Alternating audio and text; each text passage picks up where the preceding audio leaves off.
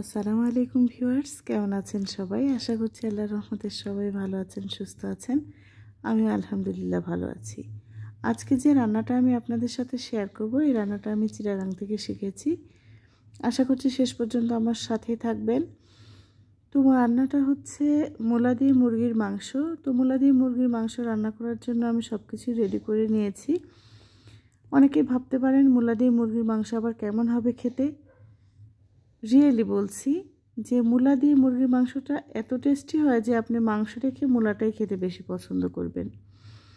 তো কথা বলতে বলতে আমি পেঁয়াজটা ভেজে নিয়ে তার ভিতরে গরম মশলা দিয়েছিলাম। এখন দিয়ে দিলাম সব ধরনের মশলা, হলুদের গুঁড়া, মরিচের গুঁড়া, জিরা, ধনিয়ার গুঁড়া। এখন দিয়ে দিলাম বাটা মশলা, আদা আর পেঁয়াজ রসুন বাটা,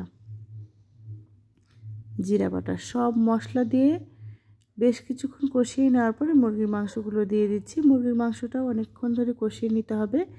আমি যখন চিটাগাংয়ে থাকতাম তখন এক ভাবির কাছ থেকে আমি এই রান্নাটা শিখেছিলাম। প্রথমে একদিন খেয়েছিলাম আর বুঝতেই পারছিলাম না যেটা মূলা দিয়ে রান্না করেছে, এত ভালো লেগেছিল। তারপর থেকে আমি শীতের সময় টাটকা মূলা দিয়ে মুরগির মাংস রান্না করি। এভাবে খেতে কিন্তু ভীষণ ভালো লাগে।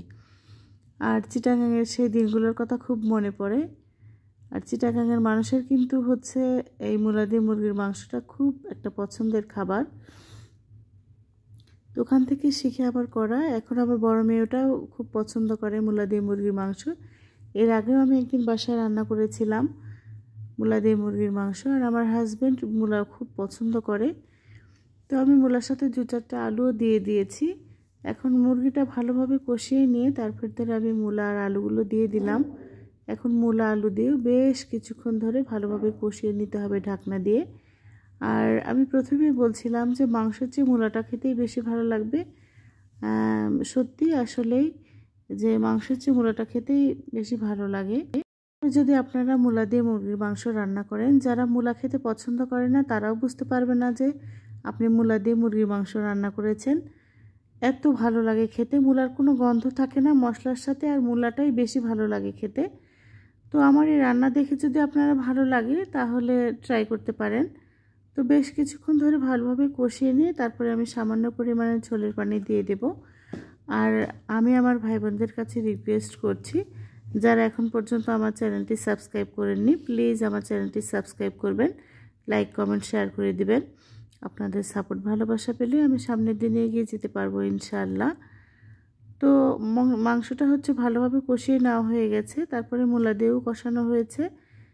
এখন সামান্য পরিমাণে ঝোলের পানি আমি দিয়ে দিলাম, তারপরে রান্না করে নেব। আর আলহামদুলিল্লাহ খেতে এত টেস্টি ছিল, গরম ভাতের সাথে এই মূলা দিয়ে মুরগির মাংস আমরা কিন্তু সবাই মিলে তৃপ্তি করে খেয়েছি। তো রান্নাটা আমার কিছুক্ষণের ভিতরে হয়ে যাবে। আর আমি আপনাদের আরও সুন্দর সুন্দর ভিডিও দেখাবো, এটাই প্রত্যাশা করি। আপনারা আমার পাশে যেভাবে আছেন, প্লিজ এভাবে আপনারা আমাকে সবাই সাপোর্ট করে যাবেন। তো শেষ পর্যায়ে আমি একটু জিরার গুঁড়া, ধনিয়ার গুঁড়া আর গরম মশলার গুঁড়ো দিয়ে দিলাম। তারপরে তরকারিটা আমার হয়ে গেছে, আপনাদের একটু দেখিয়ে দিচ্ছি। সাথে থাকার জন্য আপনাদের অনেক ধন্যবাদ। আসসালামু আলাইকুম।